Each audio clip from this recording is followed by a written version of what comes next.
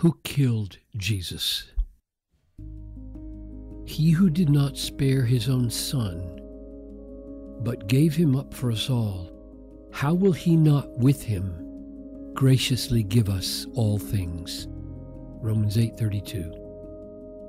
One of my friends who used to be a pastor in Illinois was preaching to a group of prisoners in a state prison during Holy Week several years ago. At one point in his message, he paused and asked the men if they knew who killed Jesus. Some said the soldiers did, some said the Jews did, some said Pilate. After there was silence, my friend said simply, his father killed him. That's what the first half of Romans 8:32 says. God did not spare his own son, but handed him over to death. This Jesus was delivered up according to the definite plan and foreknowledge of God, Acts 2:23. Isaiah 53 puts it even more bluntly.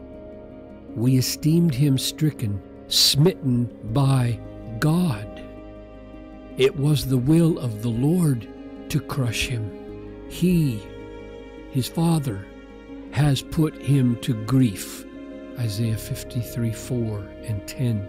Or, as Romans 3:25 says, God put him forward as a propitiation by his blood.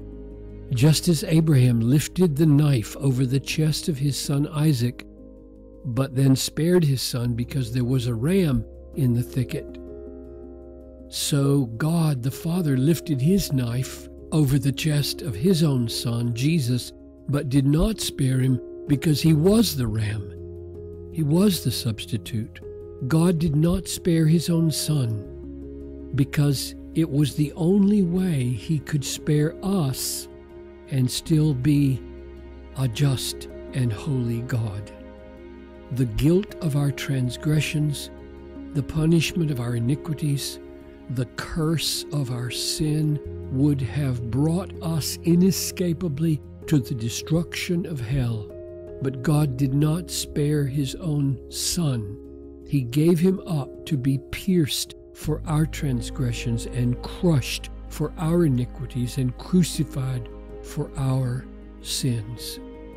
This verse, Romans 8:32, is the most precious verse in the Bible to me, because the foundation of the all-encompassing promise of God's future grace is that the Son of God bore in his body all my punishment and all my guilt and all my condemnation and all my blame and all my fault and all my corruption, so that I might stand before a great and holy God, forgiven, reconciled, justified, accepted, and the beneficiary of unspeakable promises of pleasure forever and ever at his right hand.